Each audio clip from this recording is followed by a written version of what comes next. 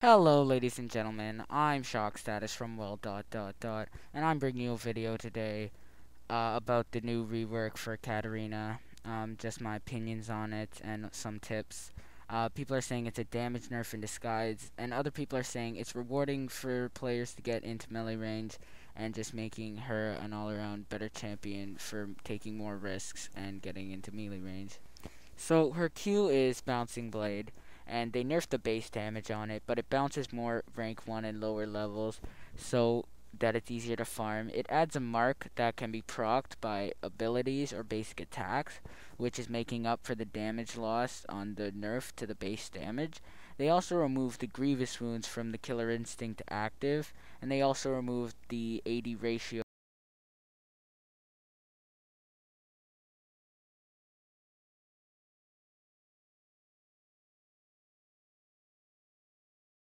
So her W ability is Sinister Steel. It's an AoE damage ability to make up for the nerf in Shampoo. It's great for farming in combination with your Q, and it's a replacement for Killer Instinct.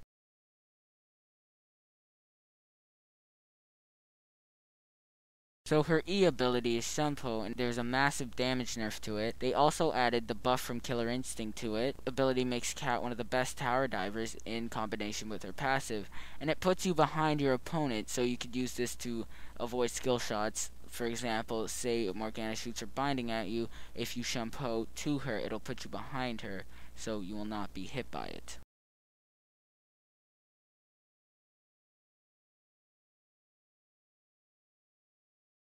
So Katarina's ultimate, Death Lotus, her R, there was a major buff to the AP ratio to make up for the major nerf to the AD ratio. They also added Grievous Wounds to this ability instead of having it on the active from Killer Instinct to Bouncing Blades. So this is also a great example of why Shampoo is so great for tower diving. You see I Shampoo in on Sona and then I start my ult, and as soon as I get the kill, it activates my passive and I just Shampoo out to a minion, and I don't take hardly any damage from the turret. So here's an example of early lane harass.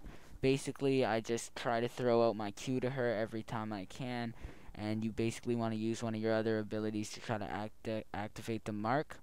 So here I Shampoo to her because my Q is on cooldown, but once it comes off, I throw it out, which leaves a mark on her, which then I use my W to activate that mark, and it does the maximum amount of damage with all three of my abilities.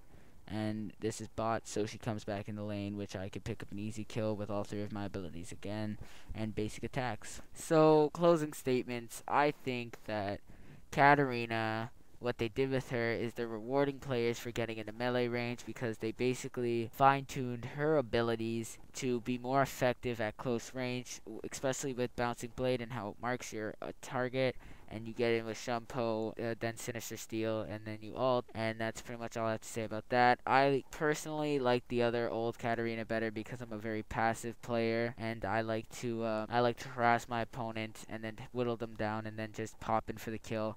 And the old Katarina could do that very easily with Bouncing Blade and then ulting and then using Exhaust and picking up a nice easy kill. But this Katarina seems like she has a lot of potential as well, and it's just going to take a little bit of getting used to. So that's my thoughts on it. Don't forget to like, subscribe, and leave a comment of how I can improve and whatnot. And thank you for watching.